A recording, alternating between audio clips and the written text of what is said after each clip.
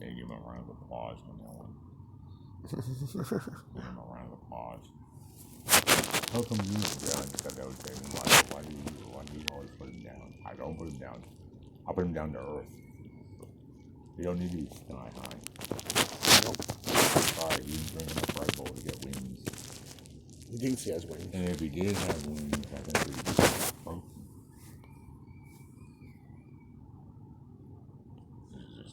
You just telling me like what are you talking about? It's not it's understanding that reality, understanding that when you get out of the booth, This is a job. when you're a rapper or you're a musician, whatever, voice actor, whatever it is, your persona is your persona in the ring and out the ring, you're a normal human being. Once you're in the persona as in the best wrestling or whatever it is, singer, whatever, that's fine. But it has to be inside of the ring or the whatever, the studio. Do whatever. But, why do that? Yeah. I mean, that's just like walking around being Hulk Hogan 24 hours a day Yep. without even being on. That's what I was thinking. Yeah. Does he wear his tights out to the public? Does he wear his thing? Does he rip his shirt off every time he gets mad? Yeah, in stores. Slam down and he sits at the coffee. And was he not really mad though in real life? Sir, what would you like there? I like, he tells the thing, Brother. I'm going to show you something, Mr. Coffee Man. I don't like this and that and this and that, right? And they don't give him the sugar. He says 3 sugars. Okay, sir. You're a Hulkamaniac. And all of a sudden, once he drinks the coffee, it's not sweet enough. And then he goes back up and says, "What you gonna do?" And he says, "Well, sir, what's wrong? I got a question for you. What you gonna do when you don't put more sugars into my coffee? And I'm gonna run wild all over you." That. Yeah, you better give me a new coffee. I'm gonna run wild over you. And you keep repeating it. I'll do that. Finishing move. And you rip off the shirt. Yeah. Sir, you can't have the shirt off in the store. I'm the Hulkster. Hulk Hogan can do anything he wants. Yeah, with Citrus Pythons or somewhere. Whatever. My cousin saw him at a DMV place getting his license renewed, and he said he saw him. He just looked. I'm very unhappy because of the way his family was, and when he's divorced, and I told him that if they're gonna overcharge him or don't give him a discount, what's he gonna do? He's gonna wrestle them out of there. He's gonna do the lead boot. Yeah, and is he gonna go? I'm Hulkamaniac. Yeah, I deserve better than this. They'll watch him wrestle when he's like 50. No, he's 50 now. Probably when he's about 60 to 70, 80 years old, he'll be going in the ring and once he does that leg drop, brother, my leg. I'm in a nursing home. And of course, he won't be able to do that now because his legs are on braces and stuff. Yeah. You lacing up another brace after another. He goes to the nursing home. He's gonna, if the nurse doesn't do it right, he's gonna give the Hulkamaniacs all over her. Oh, I said my fork is looking on the left, not the right, brother. Give her my best food here. I'm a celebrity. It's bad luck, something like that. Yeah, some celebrities go to rest homes, like Larry Fine. Remember, he went to rest home, but he knew he's a stooge, but he didn't go all crazy like that. No, but that's different. Well, Jason thinks he's every day like that. Oh, he thinks he thinks he has a booth. He's walking, talking booth around him. He's got his microphone. He thinks his can do without just talk the world. There's something else too that I can. Only one. I mean, I know you can do too, but some way I can.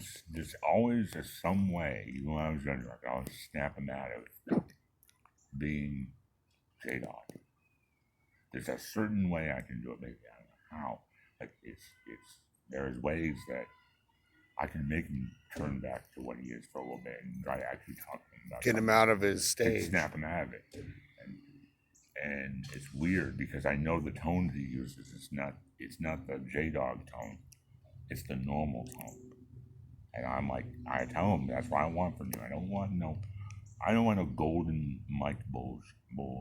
But why is he in his phase all the time like this? I think he's trying to build himself up so he wants to be like that. He's too old now, and they were taking him years ago. If he was really good, he'd already been an announcer for Boston Red Sox or Cleveland Indians.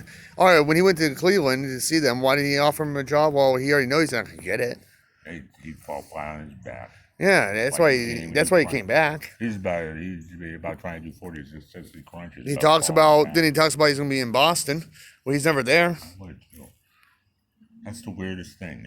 I said, he's been in his career for over 20 some years. You already been in Boston years ago. Like usually people will start like 2 years they're into it already. They're in those big things. You know what? He's too old now. When you get into the business, you got it or you don't got it. It's an it factor. You don't have it. You don't have it. Oh yeah, but one guy that worked with him at the Pulse, he said he got a higher degree and went down to Boston and became the announcer down there. And you said your brother was crying about it all the time. They didn't choose him. Because he said people from Massachusetts came up and they chose him. Think about this, right? He said he's been denied every time from those things. It's like wrestlers. They got it and they don't. Yeah. You either got the it factor. There's that certain quality, genetic quality. They still fall in the face after they get in there. Exactly. Because they're only there for like one or two acts and then they don't need them anymore or they just don't want them anymore. Like the Hurricane, and they was around for a while but then became nobody after. I mean, you got other ones that look like they're not going to be good. They are the good. First year that they have it. And look at John Cena when he first started.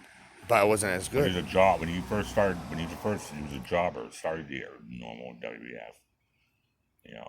Boston, Massachusetts, this and that. And then, but it didn't take him very long to work up.